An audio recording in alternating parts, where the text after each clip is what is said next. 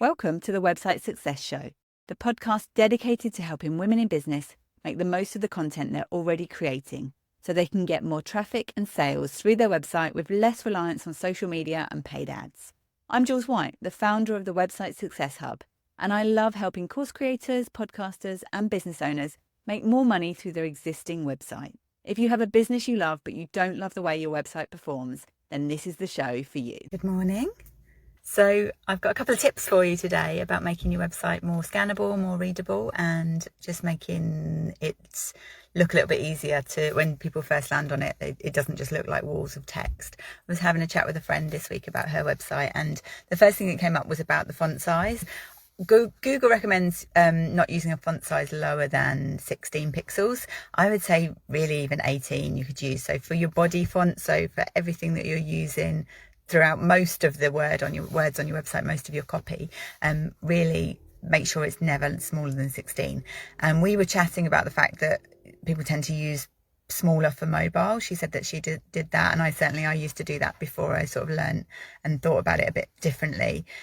For mobile, you actually want it to be bigger, if anything. Not once you get to the really big, like your title fonts and things, but for the main parts of your website, you want it to be a bit bigger because people don't want to have to zoom in on mobile. It's harder to zoom in, and people just won't bother if they're scanning your website on their mobile. If they've got to zoom in to read something, then they won't bother. Even sort of 18 pixels is quite a good starting point on mobile, and always just check it on both, see what looks better. I think if people got to get their glasses out to read it, if they have, then they're not going to bother doing that. So I would say definitely do that.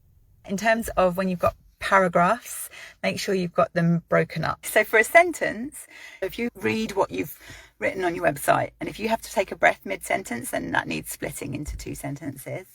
And then really sentences shouldn't be more than about 13 to 16 words in a sentence, depending on the length of the words. And yeah, as I say, so yeah, take that whole taking a breath rule as make your sentences short enough for that. And then paragraphs really shouldn't be more than about 2 or 3 sentences long. Again, it depends on the length of the sentences, but if it looks like a wall of text, then it's better to break it up if you can. And that's where you're also using bullet points and things like that can help just to break it up. People basically should be able to scan a section of your website and know whether they need to read the whole thing. And also using bold and sometimes italics. I'm not a big fan of italics. Bold is fantastic. So picking out the words within a paragraph block, that if the person only read those few words, the ones that are in bold, they could kind of get the gist of what that paragraph block is about. And that also helps Google as well, because Google will read, depending on how your website's set up and what type of website you use. If you mark something as bold, good websites should actually tell Google within the code that this is an important thing for them to focus on. So it all helps Google to understand your website as well, but think of it from a usability point of view more than anything really. And also that it just allows people, as I say, to go through and scan it and pick out those most important bits and make that decision whether they want to go back and read the whole paragraph.